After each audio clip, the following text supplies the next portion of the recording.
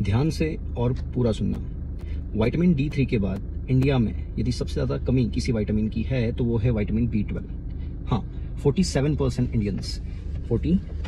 Indians जो हैं वो विटामिन B12 में डेफिशिएंट हैं। हाँ, प्रेग्नेंट वीमेंस में और वीगन्स में ये जो डेफिशिएंसी है ये 67% तक 70% तक जाती है। तो विटामिन B12 क्या है? एक बी कॉम्प्लेक्स विटामिन का एक मेंबर है जिसका RDA मतलब डेली हमें उसकी कितनी रिक्वायरमेंट है, 2.5 से 4 mcg माइक्रोग्राम। ठीक है। अब विटामिन B12 यदि हम बात करें डेली रूटीन में हमें कैसे मिल सकता है और क्या क्या काम करता है, तो विटामिन B12 के लिए जो वेजिटेरियंस हैं उनको डेयरी प्रोडक्ट से मिल सकता है, दूध, दही, चीज़। नॉन वेजिटेरियंस में जो कि डेली चिकन, फिश या एग्स डेली रूटीन में कंज्यूम कर रहे हैं उनको वहाँ से उनकी जो डेली रिक्वायरमेंट है वो पूरी हो जाती है।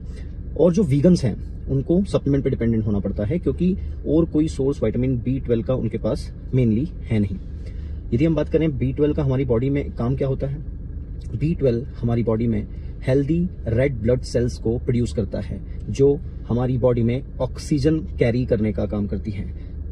B12 हमारी बॉडी में नर्व्स, जो हिंदी में जिसे आम भाषा में नसें भी कहा जाता है हमारी बॉडी में, तो उन नसों के आसपास जो प्रोटेक्टिव शीट होती है, माइलिन शीट कहते हैं जिसे, उसको प्रोटेक्ट करने का काम करता है। और इससे होता क्या है कि हमारे नर्व फंक्शंस, हमारी नसों का काम प्रोटेक्ट रहता है, वो अच्छे से काम करती है।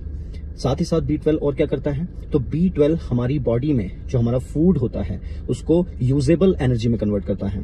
तो B12 जो है वो ये काम जो मैंने अभी आपको बताया ये मेनली करता है। साथ ही साथ ब्रेन के कुछ फंक्शंस में भी ये रोल प्ले करता है, जैसे मेमोरी, इसके साथ साथ मूड और डिप्रेसिव सिम्टम्स को नहीं आने देना। तो ये भी B12 के काम होते हैं। यदि हम बात करें B12 यदि किसी में कम है तो उसको क्या क्या लक्षण देखने को मिल सकते हैं, तो B12 की कमी से होने वाले जो सामान्य लक्षण हैं वो सबसे पहले है कि एनेमिक हो सकता है पर्सन, उसके healthy red blood cells produce नहीं हो रहे हैं, उसकी वजह से वो थोड़ा बहुत काम करेगा, थक जाएगा। रात में अच्छे से सोने के बावजूद भी उसकी अगले दिन उठने पर थकावट पूरी तरह से जाएगी नहीं, दिन भर वो कमजोर फील करेगा। अगला क्या हो सकता है, हाथ पैरों में झंझनाहट आ रही होगी, ठीक है, बॉडी पेन कर रही होगी। हालांकि बॉडी पेन के सिम्टम्स हर किसी में देखने को नहीं मिलते हैं। साथ ही साथ और क्या लक्षण हो सकते हैं, मेमोरी लॉस, भूलने की आदत हो सकती है।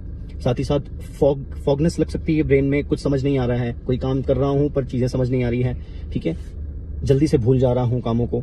और साथ ही साथ गुस्सा आ रहा है, चिड़चिड़ापन आ रहा है और डिप्रेसिव सिम्टम्स आ रहे हैं। तो ये सब लक्षण देखने को मिल सकते हैं। अब यदि हम बात करें कि यदि ऐसी कोई वार्निंग साइंस आप में है या आपको ऐसा लगता है कि B12 की कमी हो सकती है तो करना क्या है, सबसे पहले आपको एक नॉर्मल ब्लड रूटीन चेकअप करवाना है। यदि आपके जो B12 लेवल्स हैं वो नॉर्मल रेंज में आ रहे हैं, क्योंकि क्या है B12 की जो रेंज है वो काफी बड़ी है, तो यदि आप उस रेंज में बीच में कहीं आ रहे हैं या हायर साइड पर आ रहे हैं तब तक तो ठीक है, आप अपने डेली डाइट से B12 को पूरी तरह से ले पा रहे हैं और वो आपके लिए सफिशिएंट है। पर यदि उस रेंज में आप लोअर साइड पर आ रहे हैं और या तो लोअर साइड से भी नीचे जा रहे हैं तो फिर आपको थोड़ा ध्यान देने की जरूरत है, आपको कॉशियस होने की जरूरत है। क्या करना है, आपको सबसे पहले या तो किसी अच्छे डॉक्टर से मिलकर सप्लीमेंटेशन करवाना है।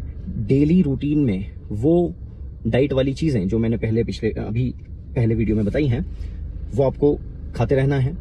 यदि आप एक वीगन हैं तो आपको supplementation with the consultation of doctor, जो कि इंजेक्टेबल भी हो सकते हैं या ओरल सप्लीमेंट भी हो सकते हैं, लेना है। यदि मैं मेरी बात करूं तो personally I am a vegan, मतलब मैं डेयरी प्रोडक्ट्स को अपने लिए मेन सोर्स ऑफ फूड में नहीं लेता हूं। तो मैं अपने B12 को कैसे पूरा कर पा रहा हूं, मैं सप्लीमेंट करता हूं। यदि B12 के सप्लीमेंट की बात करें, ओरल सप्लीमेंट की बात करें, तो B12 का ओरल सप्लीमेंट 2 फॉर्म में आता है। एक होता है मिथाइल कोबालामाइन, एक होता है साइनोकोबालामाइन।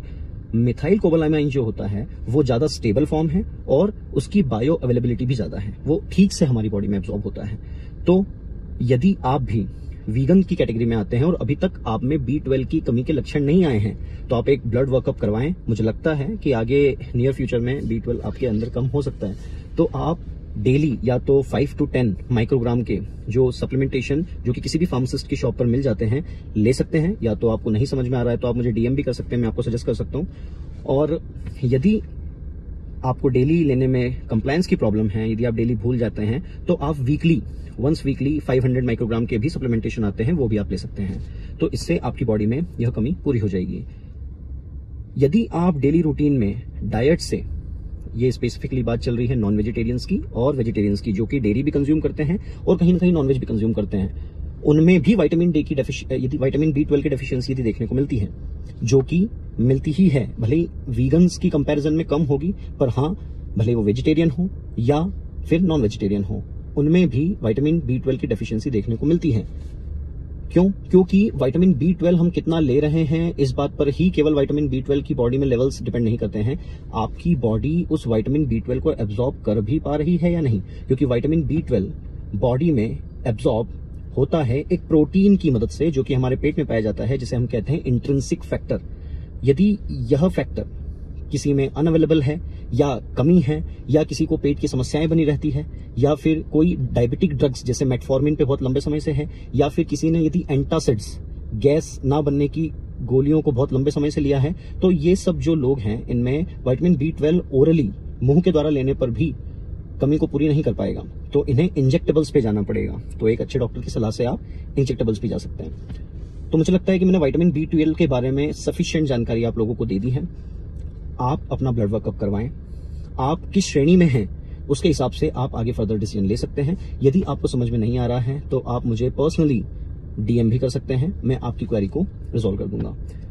Thank you so much.